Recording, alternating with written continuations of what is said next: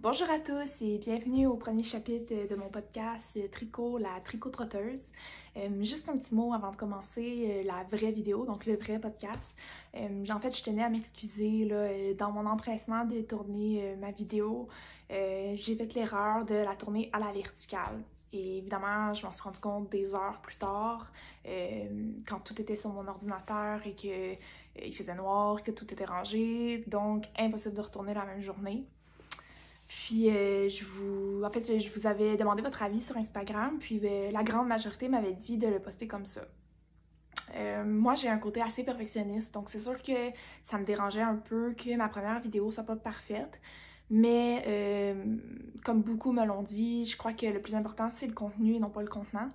Puis le podcast doit rester doit rester qu'il y a du plaisir. En fait, je veux vraiment pas que ça devienne une corvée. Donc, j'ai décidé de finalement le poster à la verticale.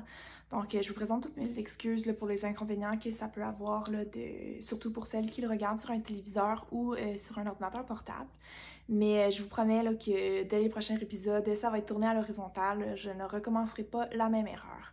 Donc, je vous présente encore une fois toutes mes excuses.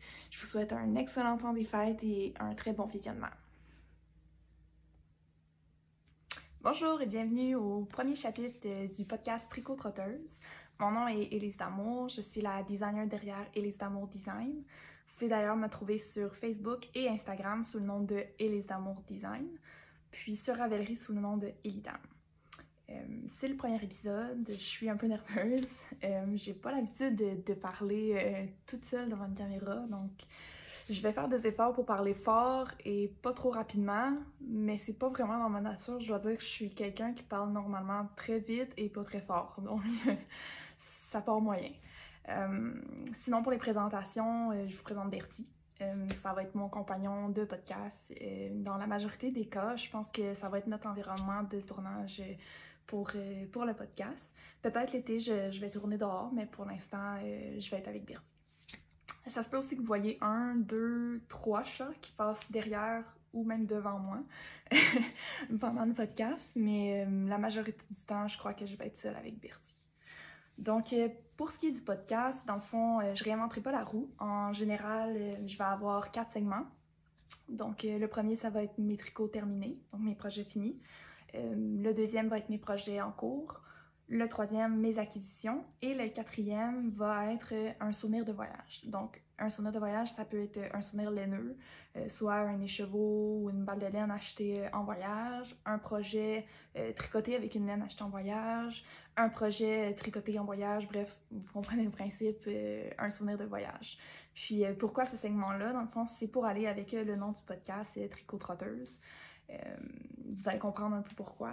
Dans le fond, vu que c'est le premier épisode, je vais prendre un peu de temps au début pour me présenter puis expliquer un petit peu le nom du podcast, même si j'imagine que vous comprenez assez bien le principe.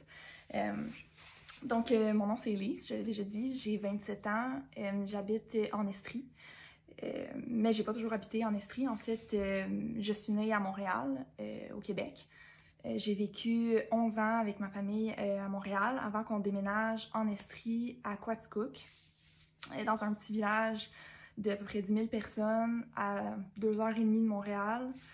Si vous connaissez pas Quaticook, peut-être que vous connaissez leur crème glacée, le fromage ou encore le pont suspendu. Mais c'est un super beau village, mais c'est pas très grand.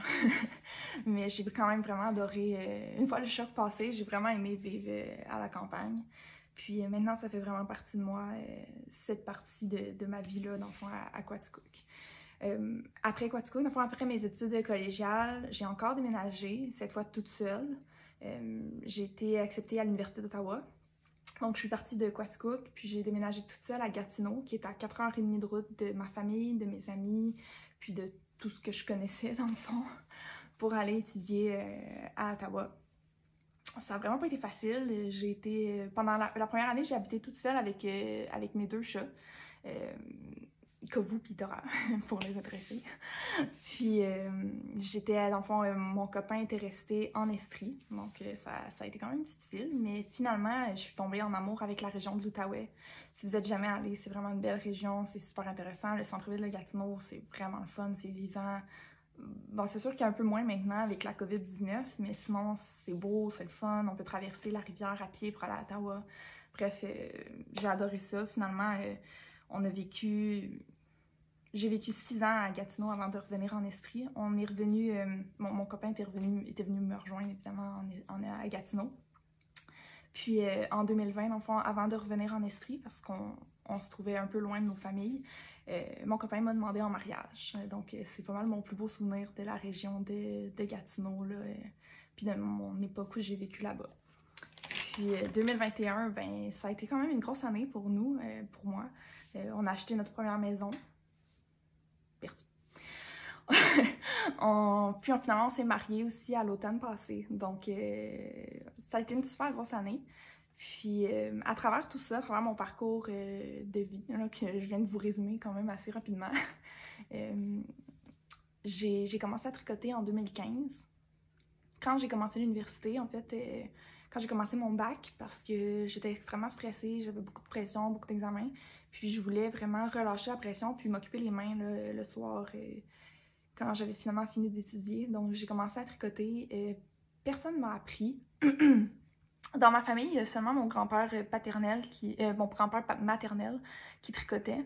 Puis malheureusement, je ne l'ai jamais connu. Donc j'ai appris toute seule, j'ai regardé des vidéos sur YouTube, j'ai lu beaucoup sur Google, j'ai acheté des livres, puis j'ai appris toute seule. Ça a été tout de suite un coup de foudre là, pour moi, le tricot. J'ai vraiment beaucoup aimé ça. Au point où, pendant un de mes voyages avec mon copain, qui est maintenant mon mari, mais à l'époque c'était mon copain, on a fait un voyage autour du monde, puis j'ai eu l'idée de tricoter mon premier, en fait de créer mon premier patron de tricot. Donc c'était en 2019. Donc depuis 2019 que Élise Damour Design existe. Puis depuis ce temps-là, je suis une passionnée, là. Donc c'est ça. Puis c'est un peu pour ça, dans le fond, Tricot Trotteuse. C'est un peu parce que ben, j'ai beaucoup bougé. Je suis pas restée... je suis restée quand même longtemps à chaque place, mais j'ai un sentiment d'appartenance à plusieurs endroits. Donc d'abord pour ça. Puis aussi parce que j'ai tricoté dans pratiquement tous les voyages que j'ai fait depuis que je suis avec mon conjoint. En fait, tous les voyages qu'on a fait, j'ai tricoté comme partout. On est allé au Maroc, Los Angeles, San Diego. On est allé à Vancouver, Tokyo, Kyoto, la Thaïlande. On a fait Singapour, Dubaï. On a fait Le Caire, la Grèce, Santorin, puis évidemment Athènes. On a fait aussi le Portugal, un petit bout en Belgique, puis récemment on est allé aux Maldives et en France pour notre voyage de noces. Puis parmi tous ces voyages-là, dans le fond, j'ai toujours tricoté, donc d'où le nom Tricot Trotteuse.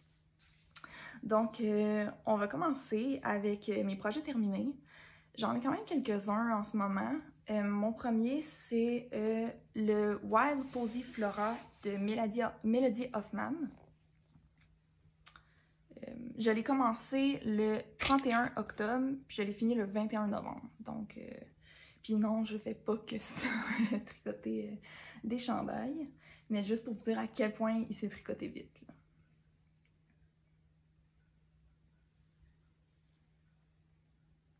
J'ai fait quelques modifications au patron. Je vais vous expliquer ça après.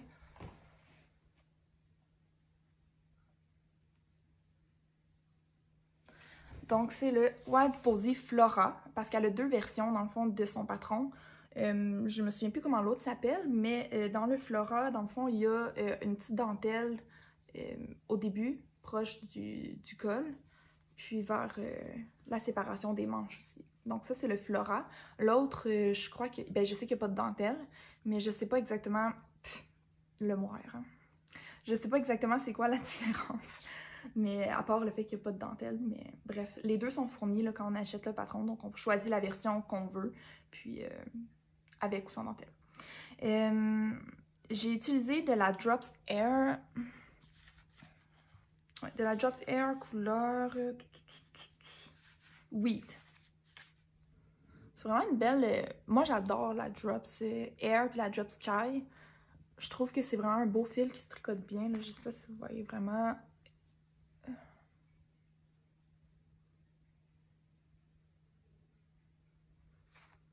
Il est très fluffy. c'est une laine qui prend bien de l'expansion, elle gonfle bien au blocage. Puis je trouve ça vraiment, je trouve ça super agréable, elle est très douce. Dans le fond, c'est... je l'ai pas écrit. C'est un 50 grammes, 150 mètres, donc c'est un worst. Puis ma tricote avec des 5 mm. Puis là, c'est ça que je voulais. Voyons, la composition. Pardon. La composition, c'est 65% alpaga, 28% nylon, puis 7% laine. Donc, c'est très fluffy. Vous allez voir que c'est un mot qui revient souvent dans mon vocabulaire laineux. C'est très fluffy, puis elle est très très douce. Donc, les gens qui ont la peau sensible, c'est sûr que vous allez la trouver douce. Là. Elle n'est pas rugueuse du tout, du tout. Puis pour le patron, dans le fond, vu qu'il demandait un gauche plus gros, un échantillon plus gros que cette laine-là, je l'ai doublé avec du mohair, du Sandnes Garn Silk Mohair. La couleur, dans le fond, c'est Off-White. Puis, pardon. C'est vraiment des écheveaux. C'était vraiment une balle de fun parce que elle a beaucoup, c'est un 50 grammes, puis 280 mètres de fil. Donc, ceci ensemble.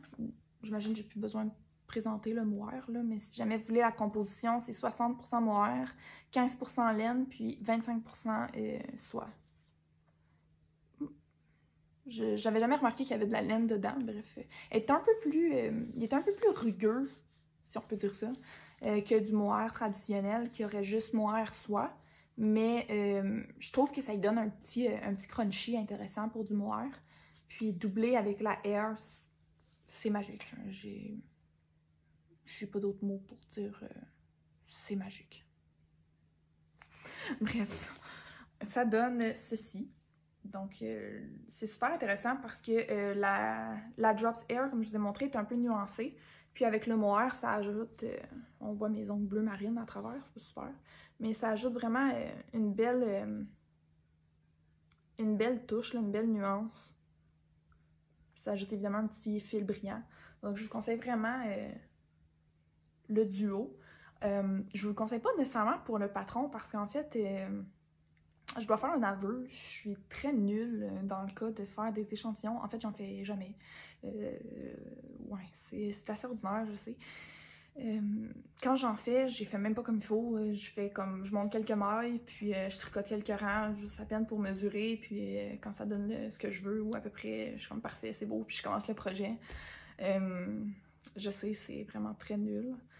Puis, pour ce cas-là, j'avais même pas fait d'échantillon, j'avais même pas essayé, j'avais juste regardé, j'avais dit « Ah, ma laine a l'air pas assez grosse », fait que je l'ai doublé mon mohair. Puis, ça aurait tellement fait une catastrophe, ce chandail-là, honnêtement, je sais pas comment ça a pu arriver, mais ça l'est pas. J'avais pas fait d'échantillon. Puis en plus, je me suis trompée de taille d'aiguille quand j'ai castonne. Le patron demande des 5,5 mm, puis j'ai pris des 6,5 mm. Ouais. Puis je m'en suis rendu compte quand j'ai terminé, quand je suis arrivée au côte de la première manche, que là, j'ai rangé mes aiguilles, puis j'ai fait, ben voyons, c'est des 6,5 mm. Puis là, je capotais, je me disais, oh, genre une manche genre super dégaugée. Ben non, je me suis rendu compte que j'avais fait tout le corps en 6,5 mm. Mais bref, je sais pas par quel miracle, ben, je l'ai modifié un peu aussi parce que je savais que j'étais pas sur l'échantillon. J'avais modifié un peu au fur et à mesure, puis je voulais un chandail quand même boxy. Donc finalement, tout est bien qui finit bien, il me va bien, je l'aime, il est chaud, il est doux, il est super confortable. Puis je vous conseille vivement le patron, mais si vous le faites, faites votre échantillon, puis prenez des aiguilles suggérées dans le patron si vous voulez être certaine que ça va faire, que ça va avoir la bonne taille. Parce que j'ai été très chanceuse, je sais qu'un jour, je vais regretter de ne pas faire d'échantillon, mais entre-temps, ça fonctionne. Je touche du bois. Donc voilà, le Wild Posy. Dans le fond, ce patron-là, moi j'ai adoré le faire. Comme je vous ai dit, je l'ai commencé le 31 octobre, puis je l'ai fini le 21 novembre. Donc je l'ai tricoté quand même très vite. Il se tricote vite, avec des grosses aiguilles, c'est sûr. Mais il est vraiment le fun. Le yoke est super intéressant, comme le petit jeu de mailles glissées dans le haut. C'est super bien expliqué, c'est super le fun à faire. Puis les petites fleurs, dans le fond, j'avais jamais vu ça. Puis j'ai trouvé ça super ingénieux de la part de la designer de faire ce genre de point-là. Super beau, super ingénieux. Je sais pas à quel point ça va bien se gliner, par exemple. Mais sinon, je trouve que ça donne un super bel effet. Donc j'ai vraiment beaucoup apprécié le patron. Je vais me prendre une petite gorgée de mon verre de Noël. Puis ça va m'aider à ralentir un peu parce que je pense que j'ai un gros débit. En passant, pour ceux qui ne le savent pas, je suis une grosse fan de Noël. Je tourne, puis en ce moment, il y a mon sapin de Noël en face de moi, puis je suis comme « Oh, Noël! » Donc, pour revenir au patron, j'ai fait quelques modifications parce que je savais que j'étais pas sur l'échantillon. J'ai ajouté des rangs, dans le fond, entre chaque petite section de motifs. Puis, c'est pas grand-chose, mais juste vu que j'étais pas sur l'échantillon, je savais que ça allait pas arriver, le yoke allait être trop haut avant la séparation des manches si j'ajoutais pas des rangs, donc j'en ai ajouté au fur et à mesure. Puis, les manches, dans le fond, je les ai faites ballon, ben, légèrement, très légèrement ballon. J'ai fait beaucoup moins de diminution, puis, ah tiens, une plume de mon manteau d'hiver. Parce que oui, je l'ai déjà porté, en fait, donc... Mais c'est ça, puis j'ai pas fait les motifs non plus. Je crois qu'il est censé avoir une répétition de ce motif-là sur les manches. Puis je l'ai pas fait parce que avec la laine que j'ai utilisée, puis me connaissant aussi, je me suis dit que sur les manches, c'est là ça allait probablement feutrer le plus. Puis ce genre de motif-là, je pense pas que ça va bien se gliner. Donc c'est vraiment la raison pourquoi je l'ai pas fait sur les manches. Parce que je trouvais ça super beau là quand même. Donc voilà. Donc voilà pour le White Posy.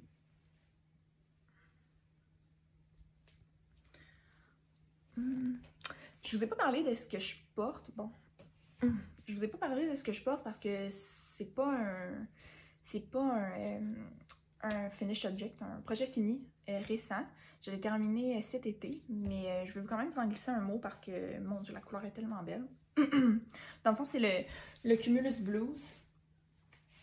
C'est le Cumulus Blues de Petite Knit.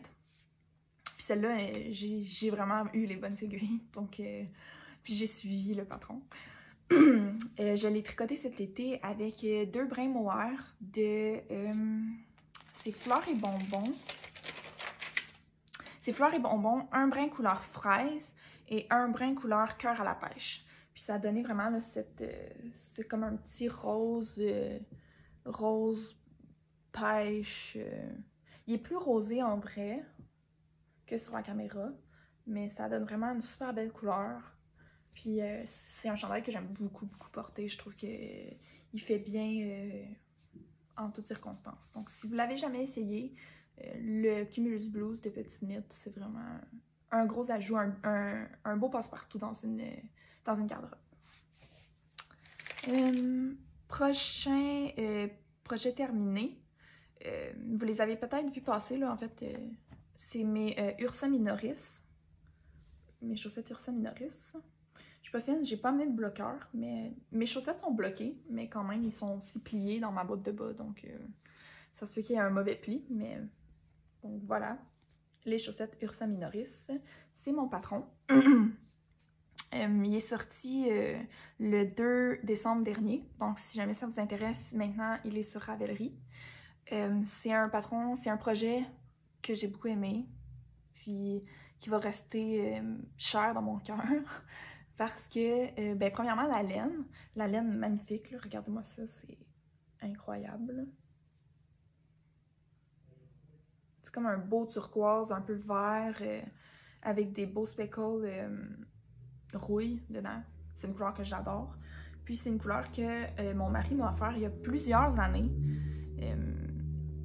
Je l'ai eu, je l'ai même noté. Un cadeau de Noël que mon mari m'avait donné en 2018. Puis je le gardais vraiment pour un projet précieux. Puis c'est vraiment un projet précieux. C'est de la Riverside Studio. J'ai plus l'étiquette. C'est de la Super Socks couleur Beryl. Donc, c'est magnifique. Puis c'est fait dans la région de Gatineau, Ottawa. Donc en plus, ça me rappelle l'époque où je vivais à Gatineau. Donc c'est précieux à plein des égards. Donc premièrement, la laine. Puis c'est un patron que j'ai castonné en fait pendant mon voyage de noces en octobre dernier. Je l'ai castané dans le vol parce qu'on faisait plusieurs escales pour se rendre jusqu'aux Maldives. Parce que les Maldives, dans le fond, c'est dans l'océan Indien. C'est magnifique, vraiment. Puis je m'attendais pas à avoir autant un coup de foudre pour l'endroit. Je suis pas tant une fille de plage en général, mais là, waouh, c'est de la magie. Donc ça n'a pas été facile de se rendre parce que ça a pris beaucoup de vols. On a fait un vol pour se rendre jusqu'en Turquie. Puis après ça, on avait un escale, ensuite un autre vol jusqu'à Abu Dhabi, un autre escale, puis on se rendait à Malé. Puis à Malé, il fallait attendre, dans le fond, notre seaplane pour se rendre jusqu'à notre île. Parce que, dans le fond, comment ça fonctionne aux Maldives, c'est que tous les hôtels, ou presque, sont sur des îles privées. Donc, personne ne veut aller à Malé, là, c'est pas... Malé, c'est pas la destination. Donc, il faut te rendre à Malé à l'aéroport international, puis prendre un avion, un hydravion, pour se rendre jusqu'à une île où ils vont avoir ton hôtel. Donc, c'était quand même vraiment beaucoup d'heures de vol. Puis, étonnamment, pas tant d'heures de tricot parce que j'étais épuisée. Je m'étais mariée comme 4 jours avant. Ceux qui se sont mariés savent à quel point c'est de la job, honnêtement. C'est le plus beau moment de ma vie, en tout cas pour l'instant, j'ai pas d'enfant, mais c'était le plus beau moment de ma vie, mais beaucoup de stress, beaucoup d'organisation, beaucoup de job, puis donc beaucoup de fatigue. Puis là, on partait comme 4 jours plus tard en voyage de noces. Il y avait le stress quand même aussi COVID et tout, donc j'étais épuisée. Puis honnêtement, j'ai pas tant tricoté, mais j'ai custom ces chaussettes-là dans le vol pour se rendre en Turquie.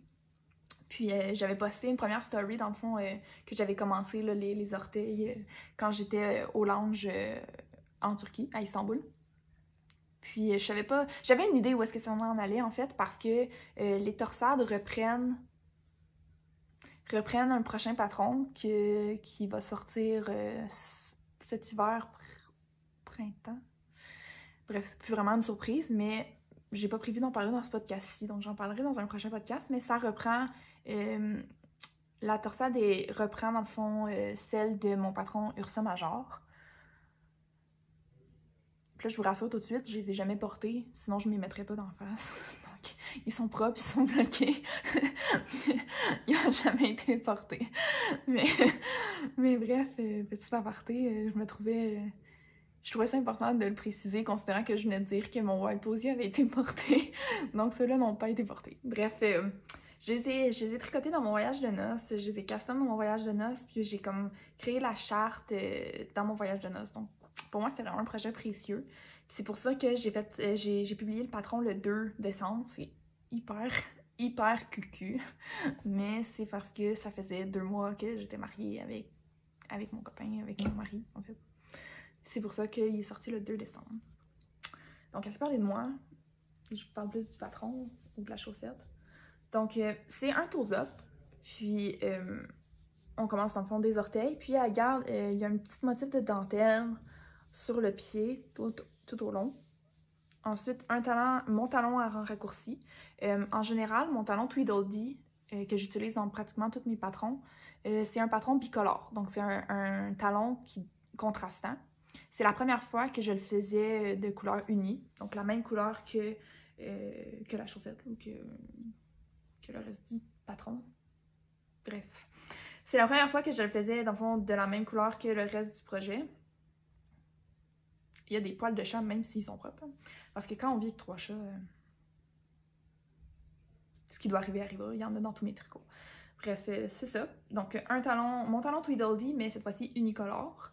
Puis, sur la jambe, dans le fond, le petit motif de dentelle reprend. Puis, incorpore la torsade jusqu'en haut. Puis, c'est la même chose de l'autre côté.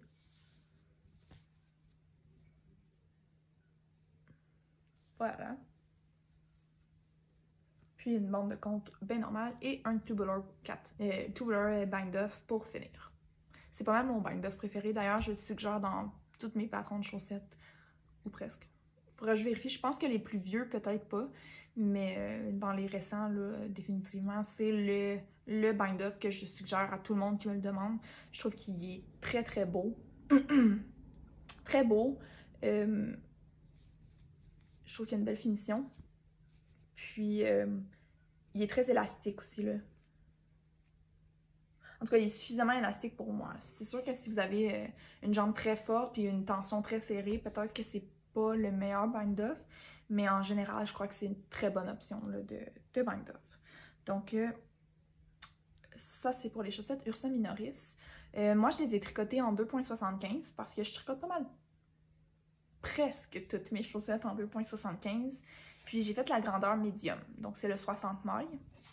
Le patron est décliné dans le fond de X small, c'est-à-dire 52 mailles, jusqu'à X large, 72 mailles. Donc il y a quand même... vous êtes sûr de trouver votre taille entre 52 et 72. Puis je trouve que c'est un patron qui fait... qui est unisexe, là, puis quand même très intemporel, donc il peut se porter toute l'année, puis comme je dis, femme, homme. Je pensais en faire à mon mari, qui adore quand je tricote des chaussettes, mais c'est long de tricoter des 72 mailles. Donc peut-être éventuellement, mais peut-être que je vais en faire pour mon mari. Donc ça, c'était pour les Ursa Minoris, qui est mon deuxième projet terminé. Puis j'ai un troisième projet terminé, qui est, dans le fond, mes chaussettes Saint-Laurent, qui est aussi mon patron. Donc, les chaussettes Saint-Laurent, ils sont sortis en septembre dans une collaboration, parce que tout le projet, dans le fond, c'était une collaboration avec une boutique québécoise qui est Au Tricot. C'est une très belle boutique, j'ai jamais eu la chance d'y aller vu que c'est pas du tout dans mon coin, mais ils ont une belle boutique en ligne, super accessible, puis la propriétaire puis les employés sont hyper gentils, donc je conseille définitivement cette boutique. Puis voici les chaussettes Saint-Laurent. Donc quand la propriétaire m'avait approché, Julie, elle m'avait approché à l'hiver dernier, elle m'avait dit, eux autres non plus n'ont pas été portés. Elle m'avait demandé, dans le fond, un projet au jacquard, des chaussettes, évidemment, parce que je tricote beaucoup de chaussettes, hein? Un projet qui rappellerait le fleuve Saint-Laurent. Donc, c'est sûr qu'au jacquard, j'ai cogité pas mal, j'étais pas trop sûre, là. Quand j'ai demandé autour de moi, comme mon mari qui se trouvait bien drôle, de me dire « Fais des bas mouettes ». Non. Des mouettes, c'est des goélands, je crois que vous appelez en France, donc des bas goélands, des bas mouettes.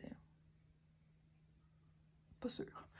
Donc, j'ai vraiment beaucoup réfléchi, puis finalement, je suis arrivée avec un patron, dans le fond, oui, il y a du jacquard un peu à la cheville, mais il y a aussi une dentelle super facile tout le long de la jambe, tout le long du pied, c'est encore un toe-up, donc du pied jusqu'au jacquard, puis qui rappelle, dans le fond, des vagues sur l'eau. Je sais pas si vous allez bien voir, la laine est quand même très foncée, mais une petite dentelle super facile, hyper accessible aux débutants. Donc, qui part des orteils, puis qui monte, qui continue jusqu'au jacquard. Il y en a aussi à partir du talon sur la jambe. Puis, un jacquard de vague qui se brise, là, dans le fond, sur une plage. Donc, pour rappeler le fleuve qui est aussi important au Québec, le Saint-Laurent. Je suis très nulle en histoire et tout, là, donc je ne ferai pas un cours d'histoire sur le Saint-Laurent, mais c'est un cours d'eau qui est hyper important depuis que des hommes habitent en Amérique. Ça a été super important pour les peuples autochtones. Ça a été super important aussi dès que la colonisation est arrivée et tout. Donc c'est un cours d'eau qui est encore hyper présent dans le cœur des Québécois. On s'y sent attaché. Puis je crois que c'est important de le souligner. C'est quand même une richesse qu'on a ici au Québec, l'eau. Puis on doit se compter chanceux, je crois, d'en avoir autant, puis d'en avoir aussi accessible. Donc je pense que le patron Saint-Laurent, c'était un peu ça aussi. Ça reconnaissait la chance qu'on a au Québec de vivre aussi proche de la nature, puis dans une aussi belle qualité de vie, là. Donc, petit ode au Saint-Laurent. Pour ce qui est du patron, c'est encore des toe-up. Si vous le demandez, en fait, tous mes patrons sont des toe-up parce que j'ai jamais fait de cuff-down, en fait, je vous avouerai. J'ai appris à tricoter par moi-même, puis les toe-up me semblaient plus simples vu que on monte les orteils, puis ensuite on continue à tricoter aussi longtemps qu'on veut pour la jambe. Ce que je trouvais pratique. Donc, je ne fais que des toe-up.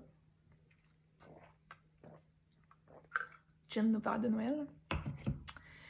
Donc, on commence par les orteils. D'ailleurs, j'ai une recette pour les orteils qui est quand même, tu sais, qui est assez ronde, puis que je fais toujours aussi dans tous mes patrons.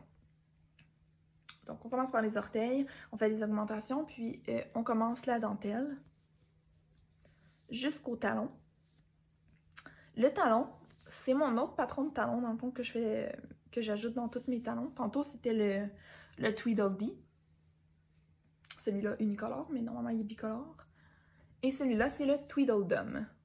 Donc, c'est un talon en point mousse qui est super squishy, super confortable. Et le Tweedledum se fait toujours dans la couleur de la chaussette, donc pas en couleur contrastante. Puis, on me demande souvent, en fait, il y a beaucoup de monde qui se demande comment prononcer mes patrons de talons. Donc, c'est Tweedledee puis Tweedledum. Puis, si vous vous demandez vraiment d'où ça sort, parce qu'effectivement, si on sait pas c'est quoi, ça a l'air vraiment random. En fait, Tweedledee puis Tweedledum, c'est des personnages d'un de mes contes préférés. C'est Alice au Pays des Merveilles. Tweedledee et Tweedledum, c'est les deux jumeaux que Alice rencontre au Pays des Merveilles, puis qui sont toujours intermélangés, qui répètent, ils finissent les phrases de l'un de l'autre, qui savent même pas qui est un qui est l'autre, puis qui sont tout le temps mélangés un entre eux. Donc, le Tweedledee et le Tweedledum, deux patrons de talons jumeaux. D'ailleurs, le Tweedledee peut être acheté tout seul sur ma boutique Ravelry. Il est dans tous mes patrons. Mais si vous voulez juste acheter le patron de talon pour l'avoir séparément ou peu importe, puis qui est gradé de 52 à 72, vous pouvez acheter le Tweedledee. J'ai pour projet éventuellement de faire le patron du Tweedledum, mais ça ne sera pas pour tout de suite. Le Tweedledum, de toute façon, vous pouvez le retrouver dans mes bas Saint-Laurent, dans mes Sherwood, puis dans mes chaussettes Apex. Dans mes chaussettes Apex aussi. Donc, c'est pas mal ça. Puis, je vous avais parlé, dans le fond, du petit jacquard en haut, avant les côtes. Donc, les chaussettes Saint-Laurent, c'est un patron super accessible aux débutants. La dentelle est vraiment simple, facile à retenir. Puis, le jacquard, c'est un jacquard deux couleurs. Puis, il n'y a presque pas là, de... Je vais vous montrer l'envers, dans le fond. Il n'y a pas beaucoup là, de... Il faut savoir se faire suivre son fil, évidemment, comme dans n'importe quel jacquard. Mais c'est pas là... C'est vraiment pas effrayant. Donc, si vous voulez vous essayer au tricot de jacquard sur des chaussettes, les chaussettes Saint-Laurent, c'est un bon début parce qu'il n'y en a presque pas. Puis, c'est un jacquard très facile, là, très accessible aux débutants. Donc, tada! Puis là, un petit mot à mon amie Kim Alexandra, qui l'autre jour me demandait comment je faisais pour plier mes bas, pour ma boîte à bas. Donc, je crois que Vanessa aussi du tricot meringue, du podcast Tricot meringue, me demandait aussi comment je faisais pour plier mes bas. Donc, ça, c'est quand je les bloque. Puis quand je veux les plier, dans le fond, je viens ouvrir le talon, ouvrir la chaussette pour me la mettre vraiment à plat. Puis je plie le talon. Tada! Tada! Et voilà! Je fais la même chose pour les deux et une super belle boîte de bas. Donc voilà, c'était ça pour mes projets. C'est terminé pour mes projets terminés. Ça fait un peu redondant. C'est fini pour mes projets terminés. Je vais passer à mes projets en cours. Puis là, il y a un petit mensonge ici parce que techniquement, mon premier projet en cours, il est fini. Mais j'ai pas rentré mes fils puis il est pas bloqué. Donc, on va dire que c'est un projet en cours. C'est mon Magnolia Bloom de Camilla Vade. Je crois qu'il n'y a plus besoin de présentation, mais quand même. Mon Magnolia Bloom. Je l'ai commencé... fin novembre, là, comme le 22 ou le 23 novembre. Puis je l'ai terminé hier. Puis on est comme le 13-14 décembre. Je suis un petit peu perdue. Mais bref, lui aussi, un chandail très très rapide à tricoter avec des grosses aiguilles. Le patron est bien fait. Pas beaucoup d'explications. Je le conseillerais pas à un débutant. Mais un tricoteur intermédiaire de chandail sans problème. Donc là, Magnolia Bloom, j'ai utilisé comme laine, il m'en reste, donc j'ai utilisé de la Drops Népal. C'est la première fois que j'en tricotais. C'est 65% laine, 35% alpaga. Donc ça pique un tout petit peu, mais c'est quand même doux, là. Puis moi, je suis vraiment pas la peau sensible, donc c'est sûr que je suis peut-être pas une référence en termes de douceur de laine, mais... c'est une belle laine qui se tient bien aussi, là, qui est pas... c'est pas de la laine rustique, là, mais pour une laine avec de l'alpaga, je la trouve quand même... elle a quand même un bon tenue. Puis, je l'ai doublé. C'est du gris... ils l'appellent, je pense, gris moyen, mais c'est juste un numéro qu'ils mettent sur l'étiquette, là. C'est 0501. Ça vous dit grand-chose, hein? C'est comme un gris moyen, là, un peu nuancé. Puis je l'ai doublé avec de la Knitting for Olive, couleur Dusty Violet. Donc c'est un beau mauve ben, foncé, un peu obscur. Là. Il l'appelle Dusty Violet, donc violette sale. Mais c'est pas très vendeur, donc on va dire violette poussiéreuse en fait. Dusty Violet, violette poussiéreuse. Puis c'est sûr que elle sort un peu foncée, mais c'est quand même assez fidèle. Donc, je l'ai doublé avec ceci. C'est une des premières fois que je doublais avec un mohair pas de la même couleur. Puis, j'espérais que ça sorte un peu plus mauve que ça. Mais finalement, ça sort assez nuancé. Donc, le mauve amène vraiment, là, le mohair violet amène vraiment des nuances dans le tricot. Ça fait comme si la laine était semi-unie, disons. Parce qu'on s'entend que de la drop, c'est très commercial, donc généralement, je dirais même que c'est très uni. Là. Si j'avais tricoté que la gris, ça aurait été très uni. Mais avec le violet, là, ça amène... avec le mohair violet, ça amène un peu de nuance. Il fit bien avec Bertie, ça lui ferait un beau chandail. J'en reviens pas que j'ai dit ça. Bref. Donc, j'aime vraiment le fini. Au début, j'étais un peu... j'étais un peu déçue parce que quand je faisais les côtes, là, je me disais... On voit mes fils pas rentrer. Je me disais, ah, le mauve sort pas du tout. Mais on le voit mieux là, dans la dentelle puis dans le jersey. Excusez-moi, on dirait qu'il y a comme un poil de mohair qui m'est rentré dans la gorge dès le début, puis on dirait qu'il veut pas partir. À moins que ce soit mon poil de chat éternel dans la gorge. Hein. Bref. Donc, c'est le Magnolia Bloom de Camille Avad. J'avais déjà fait le Magnolia, le premier Magnolia. Celui dans le fond qui est la dentelle est dans le bas du corps. Puis, je l'avais fait comme dans mes premiers, je pense que c'était comme mon troisième patron. Mon troisième chandail terminé. Puis, je l'aime, mais mettons que si je le faisais aujourd'hui, il serait mieux. Là. Fait que j'étais contente de pouvoir retravailler cette dentelle-là, parce que c'est une dentelle super le fun à faire. J'ai un peu rushé avec certaines noppes, parce que j'avais de la misère avec ma laine à se dédoubler un petit peu. C'est rien de dramatique, là, mais à se dédoubler un petit peu, donc j'ai des noppes qui sont un peu moins belles, là, comme celle-là, là, qui, on dirait qu'elle s'en va chez le voisin, là.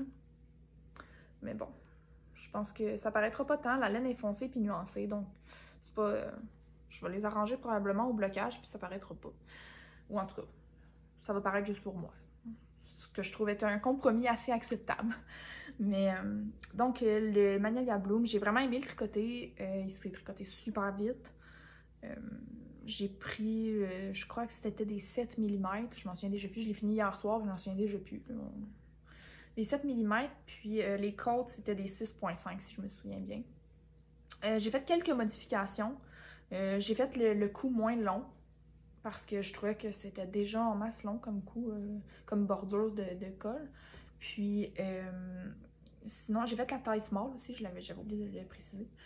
Puis pour les manches, dans le fond, j'ai fait des diminutions.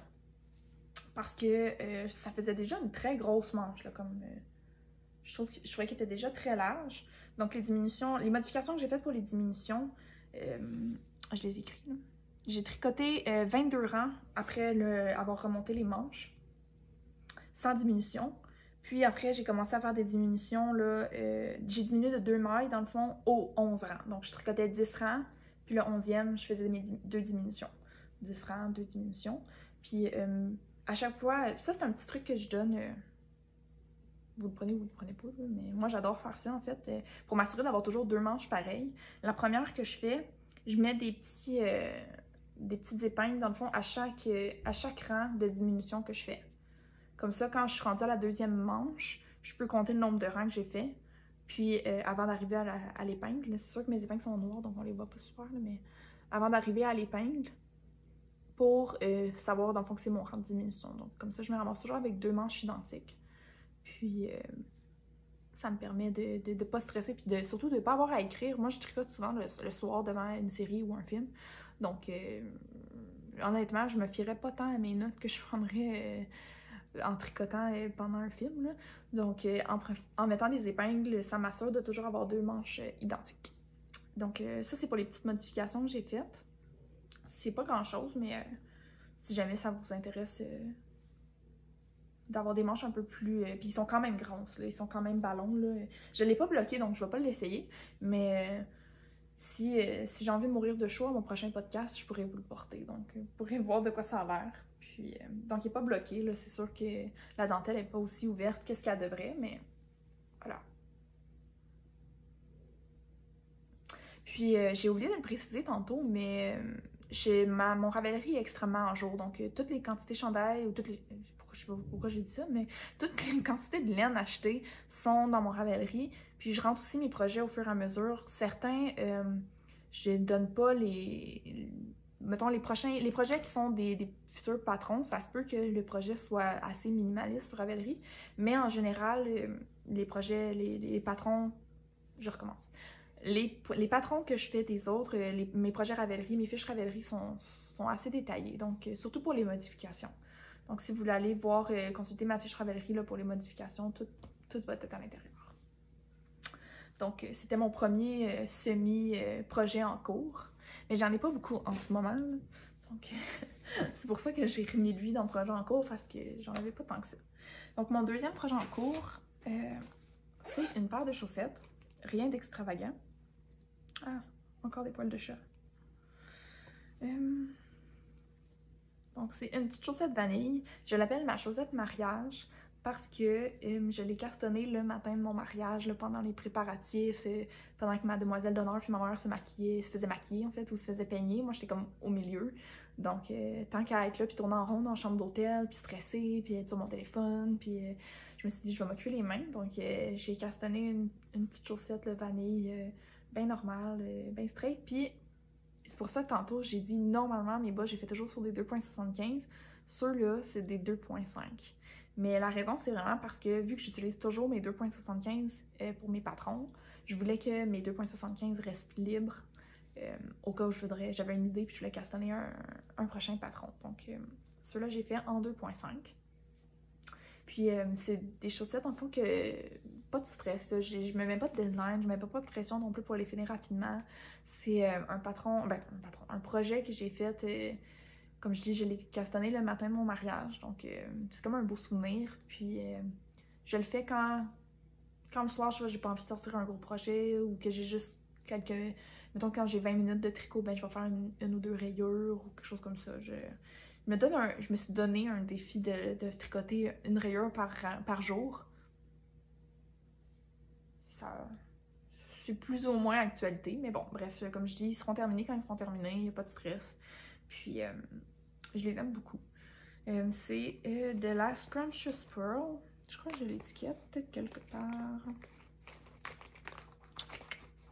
Évidemment, là, parce que là, je vais en parler, je ne l'aurai pas. Là, mais normalement, je m'enfarge tout le temps dedans à chaque fois que je tricote. Là. Ah, voilà. De la Scrumptious Pearl. Ces étiquettes sont vraiment trop mignonnes. Je l'avais dans mon stash depuis longtemps.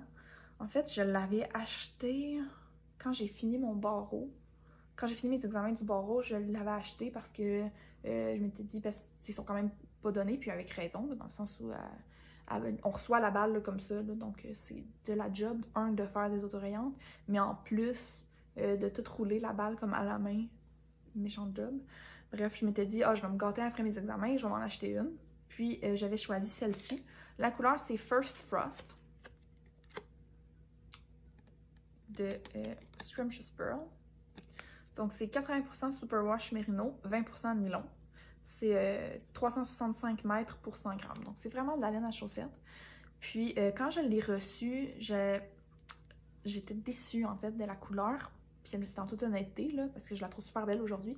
Mais à l'époque, j'étais super déçue parce que j'avais comme un gros trip de jaune ocre puis de vert forêt.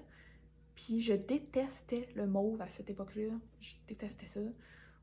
C'est plus le cas aujourd'hui, on se rappelle mon Magnolia Blue. Donc j'avais été super déçue de voir que ce que je pensais être du gris à l'ordinateur était en fait comme un petit mauve lavande. Puis je l'avais boudé, je l'avais laissé dans mon stash en me disant que peut-être que je l'allais la déstacher un jour ou peut-être que j'allais la tricoter, bref, je savais pas. Mais cette année, j'ai eu un trip de mauve, là. Je sais pas d'où c'est sorti, mon téléphone est mauve, j'ai acheté un téléphone mauve. Je me suis fait, je sais pas combien de manicures mauve. Bref, je me suis comme réveillée un matin en me disant, mon Dieu, j'aime le lavande, j'en veux partout. Puis, je me suis souvenue, quand j'ai voulu castonner une paire de bas de mariage, comme la veille de mon mariage, je quittais la maison, évidemment, pour pas que mon mari et moi, on se voit la veille. J'avais été checker dans mon stage vite pour voir qu'est-ce que j'allais prendre comme laine. Puis j'étais tombée là-dessus. Puis je me suis dit, oh mon Dieu, c'est tellement représentatif de maintenant. Puis là, vous allez, alerte, petit message d'amour cucu. Mais je me suis trouvée... Ah mon Dieu, je me trouve tellement bébé. Mais je l'ai vraiment choisi parce que je trouvais que ça nous représentait bien. Donc, c'est ça. Je trouvais que le rose, en fait, c'était comme ça me représentait moi. Le vert, ça représentait mon mari. Le jaune ocre, ça représente l'automne, vu qu'on s'est mariés à l'automne. Puis le fameux lavande, ça représente mon année 2021 où j'ai décidé que j'aimais le lavande. Donc, c'est pour ça que je l'ai choisi pour castonner mes chaussettes de mariage. Donc, je suis rendue un peu après le talon. Dans le fond, j'ai suivi ma recette normale que j'utilise dans mes patrons de chaussettes, mais vu que j'ai pris des 2.5 plutôt que des 2.75, j'ai castonné 64 mailles. Donc, j'ai commencé aux orteils, puis j'ai fait mon fameux talon Tweedledee que je vous parlais, là, qui normalement est 2 couleurs, mais que dans Ursa Minoris est une couleur. Donc ça, c'est le patron normal là, de Tweedledee. La laine, pour le talon, la laine, c'est de la... Évidemment, j'ai échappé l'étiquette. C'est de la barre à tricot. Une super compagnie de laine québécoise. Si vous ne connaissez pas, allez sur leur site. C'est incroyable. Leurs couleurs sont riches, sont denses. J'adore ce qu'ils font. On a fait une collaboration au début de l'année 2021 pour les chaussettes Apex. Puis cet été pour les chaussettes Gunquit. Puis c'est toujours un vrai bonheur de travailler avec les filles de barre à tricot. Ils sont disponibles, ils sont gentils, ils sont à l'écoute. Vraiment une belle compagnie avec des filles avec des belles valeurs. Je les recommande vivement. Puis la laine est douce, est super résistante, elle est bien ronde. Moi, j'aime beaucoup les laines à chaussettes qui sont bien rondes. Là. Vous avez un beau zoom en plus sur ma manicure, vraiment horrible. Elle est à refaire. Mais bref, ça c'est la couleur naturelle. Puis ils l'ont appelée Diosa de la Noche. Mon espagnol est un peu loin. Je sais pas si ce serait pas déesse de la nuit peut-être. Tapez-moi dessus si c'est pas ça, mais bref. Diosa de la Noche pour l'art naturel. Puis je trouvais que ça allait à merveille là, avec mes rayures. Donc voilà pour ça. Je sais pas encore si je vais faire les côtes en barre à tricot ou si je vais les faire pour passer le plus de laine autorayante. À voir. Donc c'est ceci. Puis mon troisième projet en cours, en fait, j'ai même pas pris de notes. Je l'ai trouvé juste avant de tourner. Puis je me suis dit, je peux pas en parler. C'est mes Noël d'antan, version vintage. Noël d'antan, c'est un de mes patrons là, de chaussettes que j'aime le plus. Là, en fait, en tant qu'amoureuse de Noël, c'est sûr que Noël d'antan, c'est pas mal dans mes préférés. Mais cette année, puis c'était Noël d'antan est une collaboration avec Mélissa de Mayamba. Puis cette année, on a eu l'idée, là, vu que, mettons que ma vie était beaucoup trop débordée avec le mariage, le déménagement, le voyage de noces, puis mon emploi et tout. Donc, j'ai pas pu faire de patron de chaussettes de Noël 2021. Donc, Mélissa a eu la super bonne idée de reprendre les patrons de chaussettes 2019-2020, puis d'offrir des kits de couleurs différentes. Donc, ça, c'est le kit pour Noël d'antan 2021. Donc, moi, je l'appelle un peu vintage. C'est tellement beau, là. Je suis pas rendue loin, là. Honnêtement, je suis pas fine. Je l'ai tricoté un peu dans l'avion, mais j'y ai pas vraiment retouché, en fait, depuis qu'on est revenu au Québec. Dans le fond, la couleur principale, c'est Forêt boréale. Je suis juste être sûre de ne pas mentir, là. Oui, c'est Forêt boréale. C'est tellement de belles couleurs, là. Un vert riche, profond. Si vous êtes à la recherche d'un vert forêt, d'un beau vert foncé, là, Mélissa de Mayamba, Forêt boréale. C'est incroyable. Puis les deux mini, c'est naturel. Donc un petit blanc. En fait, la couleur naturelle de la BFL.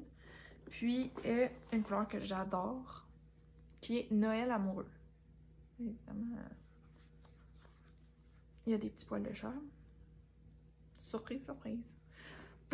Donc, Noël amoureux, qui est un magnifique rose un peu vieillot. Encore une fois, la couleur est riche, est belle. Ça va tellement bien ensemble. On s'entend que c'est parfait. Donc, le petit kit vintage de Noël d'antan par de Mayamba. Je suis rendue, là, dans le fond, j'ai passé le talon. Puis la prochaine étape, ça va être les tresses lettonnes. Quand il va être j'espère en terminer au moins un pour Noël cette année. Le prochain chapitre, prochain podcast, je pourrais vous le montrer. Mais il faut absolument que je vous montre mon petit marqueur de maille, trop mignon. Je l'ai acheté à l'île Wiesel, à Paris, pendant mon voyage de noces. C'était trop mignon, c'était trop parfait. Donc, bref, c'est ça pour mon dernier projet en cours. Comme je dis, je n'y ai pas retouché depuis que je suis revenue au Québec. Donc, il avance pas vraiment. J'espère qu'il pourrait être fini pour au moins une chaussette pour Noël, mais Bertie n'y croit pas.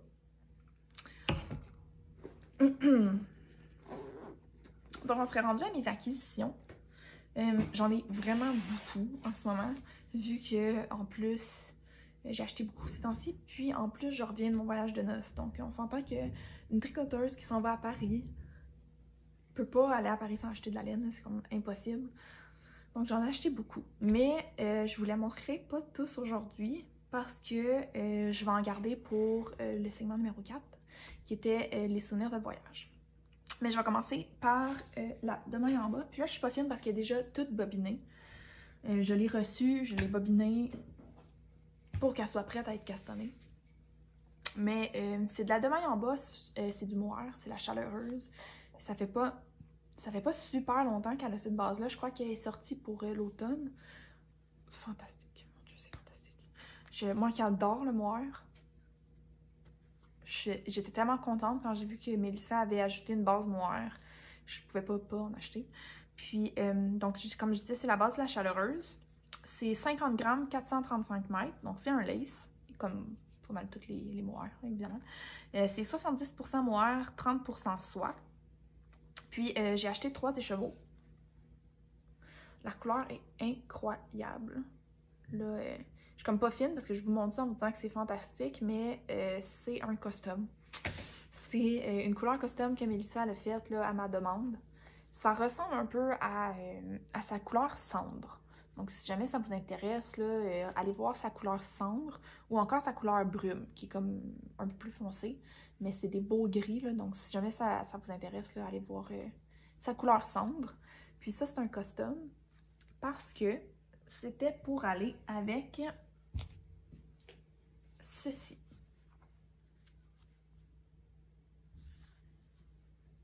Ça va être beau.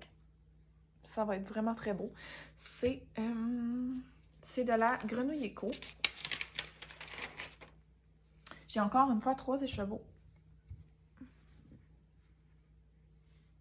Je vous ai pas montré l'étiquette, mais c'est la même que tantôt là, pour la de Mayamba. C'est sa belle étiquette. Là, sur la base de la chaleureuse. Parce que c'est ça. Donc, je vais doubler ma grenouille éco.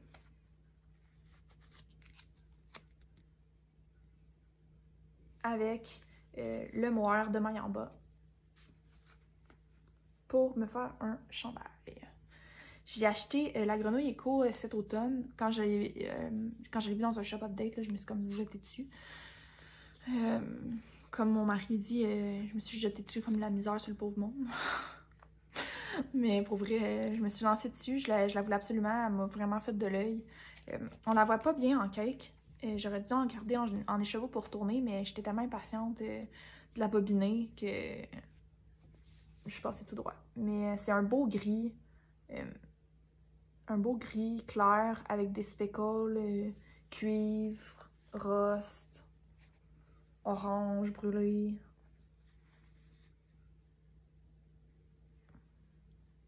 Puis la grenouille éco, j'en avais déjà une quantité de chandail que j'avais pas encore tricoté. C'est 85, celle-là que j'ai pris, c'est 85 Superwash Merino, 15% nylon, 100 grammes, 400 mètres, donc c'est de la fingering. Puis c'est de la laine à bas, dans le fond. Puis j'ai aussi 3 écheveaux pour me faire un chandail, évidemment. Dans le fond, je l'ai acheté en sachant exactement... en fait, je savais pas exactement ce que j'allais faire avec, mais je savais exactement quand j'allais la tricoter. À chaque année, mon mari et moi, on a une tradition, dans le fond, qui a commencé quand on était à Gatineau. Nos familles sont toutes en Estrie, donc c'était à 4h30 de route. Puis on montait déjà dans le temps de Noël. Puis vu qu'on a des chats, il fallait revenir entre Noël et jour de l'an. Puis souvent, on redescendait pas au jour de l'an parce que c'était trop loin. Puis le Québec étant ce qu'il est, c'est pas nécessairement agréable de conduire non plus dans des tempêtes de neige. Pendant les fêtes de fin d'année, il y a beaucoup de monde, les risques d'accidents sont élevés, bref. Donc, on avait commencé ça quand on était à Gatineau. Au Nouvel An, vu qu'on était juste tous les deux, on se faisait un marathon Star Wars. On est des gros fans, de science-fiction, fantastique. On capote sur Harry Potter, sur Le Seigneur des Anneaux, sur Marvel, sur Star Wars. Puis moi, je suis un peu bébé, là, donc les films que j'aime, je me lasserai jamais de les voir. Donc, à chaque année, on fait un marathon Star Wars à la fin de l'année, donc au Nouvel An. On part là, vraiment du... Ben, on les fait dans l'ordre chronologique. Donc, on part des plus vieux films. En fait, non, même pas. On part... Bref, en tout cas, on les fait en ordre chronologique de temps de Star Wars. Puis ça équivaut à comme 11 films ou 9 films. Donc, c'est long. Puis, depuis 2 ans, ce que je fais pendant ce marathon Star Wars-là, je castonne un chandail. Donc, un chandail qui est un peu no-brainer. L'année passée, c'était mon No Frill Sweater. Puis, donc c'est un 4 mm fingering doublé mohair, mélange parfait. Ça se tricote tout seul, c'est beau tout seul. Puis, ça me permet de regarder la série, de regarder ma série de films sans trop me concentrer sur mon chandail. Puis, j'essaie le plus possible qu'il soit fini pendant le marathon, ce qui est jamais arrivé, ou très rapidement après le marathon. Donc, l'année passée, là, je l'avais castonné comme le 29-30 décembre, quand on a commencé les marathons. Puis, je l'avais fini, je crois, le 16 ou 20 janvier. C'est quand même assez rapide. Donc, j'ai vraiment acheté ces lignes-là pour aller ensemble, puis vraiment pour ce projet-là. Donc, je suis pas encore sûre si je vais faire un No Frill Sweater encore cette année, qui est un patron que j'aime beaucoup, ou une recette là, maison, personnelle un peu. Là. Je sais pas encore, mais ce que je sais, c'est que ça va être utilisé pour mon marathon Star Wars. Donc, mes 2 acquisitions, là... relativement récente. Comme je dis, je l'ai acheté vers la fin de l'été. Je l'ai acheté comme début septembre, celle-là. Puis celle-là, là, je l'ai acheté là, il y a 2-3 semaines. Parce que je me cherchais vraiment un mohair pour aller avec. Puis j'en trouvais pas qui me satisfaisait. Donc je me suis dit, tant qu'à faire, je vais demander à la belle Mélissa de me faire une couleur custom pour aller avec ceci. Ça va être beau. Donc c'est ça pour la grenouille éco. Et la de maille en bas. Une autre acquisition très récente, en fait, je l'ai acheté au Black Friday. C'est de la constellation d'Ikea. Excusez, elle est un peu loin. Donc, c'est... Ouh, il y a du poil de chat. C'est pas mal un coup de cœur pour moi, mais c'était une découverte aussi parce que je la connaissais pas. C'est quand même relativement nouveau. Pour les Québécois et les Québécoises, vous connaissez peut-être le Club Tissu, qui est un magasin de tissu qui se trouve... c'est une chaîne, en fait, qu'on trouve quelques magasins au Québec. Il y en a il y en a plusieurs, je pense, à Montréal. Il y en a un à Granby. Il y en a un à Sherbrooke. Bref, c'est la laine maison. Pardon. C'est la laine maison du Club Tissu. Donc, Constellation Diké, qu'elle s'appelle. C'est la solstice, là. Le nom de la laine maison, c'est la solstice. Puis, dans le fond, la gamme, c'est Constellation Diké. Ils ont aussi la constellation Fingering, là, je pense qu'elle s'appelle juste Constellation, avec les mêmes couleurs. Donc, celle-là, c'est la Diké. J'en ai acheté une quantité chandail. Pour me faire chandail, évidemment. Donc, c'est 100 grammes, 244 mètres. Donc, c'est vraiment un Diké, là. Puis, 100% laine. Je sais que la Fingering, c'est de la laine à bas. Donc, celle-là, c'est 100% laine. La Fingering, c'est laine nylon. Mais, donc, 100% laine, 100% mérino. Puis, j'ai acheté 7 écheveaux. Je sais pas si j'ai exagéré un peu. Parce que j'ai pas de patron. Ça serait un prochain patron. Fait que je voulais être sûre de pas en manquer. Donc, j'en ai acheté beaucoup. J'ai acheté 5 fois cette couleur-là, qui est la couleur Lichen. Qui est un vert mousse très foncé, un vert très naturel, super nuancé, très très beau. Puis en général, les verts me vont bien, donc je pense que c'était une bonne idée d'y aller vers la couleur principale, vers le vert. Puis j'ai acheté un écheveau de naturel qui appelle Perle, puis un écheveau de rose qui appelle Jardin de rose. Donc ça et ça. Mettons qu'on essaye d'être wild. Donc j'aime beaucoup j'aime beaucoup les couleurs. Je crois que je m'attendais à ce que le rose sorte un peu plus. Je m'attendais à ce que le rose sorte un peu plus vieux rose, mais finalement je trouve qu'il vient bien chercher le vert est tellement, je trouve, c'est tellement une couleur brute que je trouve que le rose vient un peu balancer le vert. Donc voilà, j'en dis pas plus. Ça devrait être un prochain patron. Peut-être pas tout de suite, mais j'ai déjà commencé à travailler dessus. Donc voilà. Donc c'est ça pour mes acquisitions. J'ai d'autres acquisitions, comme j'ai dit, que j'ai achetées en France pendant mon voyage de noces, mais je les présenterai pas toutes aujourd'hui.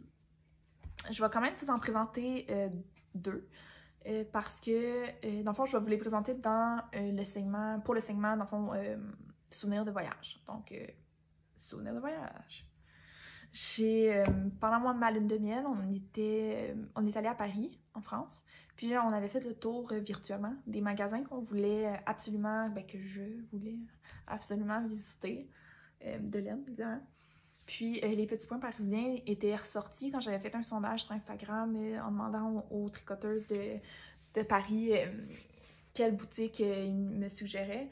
Puis je trouvais effectivement que ça avait l'air d'être une super belle boutique et vraiment, ça a été un coup de cœur pour moi. J'ai adoré l'endroit. C'est une petite boutique là, perchée dans Montmartre.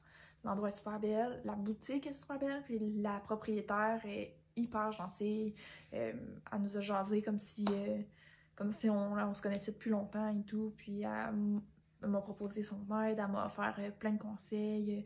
Puis évidemment, on a jasé pandémie parce que dans 2021, puis on est encore en pandémie de COVID-19, mais super fine, puis vraiment, ça a été un coup de cœur. Donc, évidemment, je pouvais pas partir sans acheter. Je suis tombée en amour avec 3 écheveaux de sa base, comment on l'appelle? Basic Fingering, donc Fingering Basic. Je l'ai acheté, dans le fond, c'est ça, pendant mon voyage de noces, donc pour moi, ça va être vraiment... juste la laine, c'est un souvenir, mais la tricotée, ça va être spécial aussi. Donc, voilà les couleurs. Je dois dire que c'est assez fidèle. C'est un peu plus... En fait, non, c'est quand même pas mal plus rose en vrai. Là. Ouais, c'est plus rose comme ça. Là. Comme un petit rose bébé un peu qui part... qui foncit un peu vers Ben, moi, je dirais vers le mauve, là, mais non, c'est vraiment pas ça. C'est vraiment plus un rose poudré, un peu beige. Puis d'ailleurs, le nom, c'est powder. Donc, poudre en anglais, le powder. Excusez mon accent, c'est so-so. Donc, ça, c'est powder de les petits points parisiens.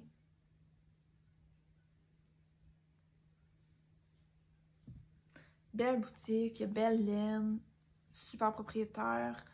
L'image, même les étiquettes, c'est super mignon, épuré, c'est beau. Vraiment un gros coup de cœur. Puis, c'est sûr que je vais faire un chandail avec, évidemment, j'en ai 3. Mais je sais pas quoi encore exactement. Mais quand je vais le savoir, en tout cas, ça va être un autre projet précieux. Donc, ça, c'est pour le fingering acheté à les Petits Points Marisiens. Puis, j'ai fait un autre achat dans cette boutique qui est encore de leur laine maison, donc encore les Petits Points Parisiens, mais cette fois-ci sur du moire. Puis, j'ai été wired, là, honnêtement, en général, je choisis vraiment beaucoup, puis je dis ça, puis je viens juste de vous présenter de la laine Speckle, mais en général, je choisis beaucoup de la laine unie ou semi-unie, parce que ça me fait peur, puis j'alterne pas mes écheveaux quand je fais des chandails, j'alterne jamais. Comme je trouve ça très déplaisant, puis le fait d'y aller avec du uni, semi-uni, ben ça me rassure beaucoup, puis je serais chanceuse, j'ai jamais eu de chandail là, qui ont poulé de manière incroyable. J'ai des amis qui ont fait des expériences de chandail où ils alternaient pas les écheveaux, puis ça se ramasse avec un pooling de haut en bas, là, bref, il y a du monde qui aime ça, moi c'est pas vraiment dans mes goûts, là, donc en y allant avec du uni, semi-uni, j'étais comme pratiquement assurée de pas avoir de pooling. On va voir, j'ai pas encore décidé si pour mon projet marathon Star Wars, si j'allais alterner mes écheveaux. On va voir. Mais pour celui-là aussi, je vais avoir cette décision-là à prendre parce que les écheveaux de fingering sont unis, mais les écheveaux de moire sont pas unis. Bon, c'est pas le meilleur à vous montrer pour ça, mais...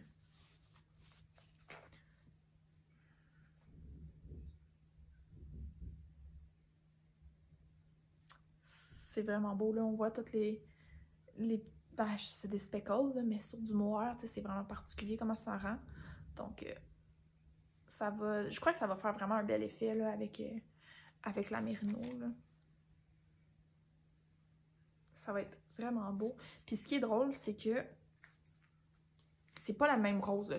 Ils se ressemblent énormément, là, mais c'est... Puis en vrai, ils se ressemblent encore plus. Mais c'est pas le même rose. Puis cette couleur-là s'appelle poudre. Powder, poudre. Drôle là donc quand même. Mais je les ai trouvés, je les ai vus, puis je me suis dit, ah oui, c'est parfait, je veux absolument ceci. Donc, je suis tombée en amour et je suis partie avec. Donc, c'est probablement mes achats préférés en France. Ma mère, quand je suis revenue, elle me demandait, ah, qu'est-ce que vous avez acheté comme souvenir en France? J'étais comme, de la laine. De la laine. Encore de la laine. Elle était comme, ok, mais avez-vous acheté quelque chose d'intéressant? Ben oui, de la laine. Bref. Donc voilà, pour mes achats des Petits Points Parisiens en France. Si vous êtes française puis que vous n'êtes jamais allée, allez-y quand vous allez être à Paris. C'est vraiment, ça vaut la peine.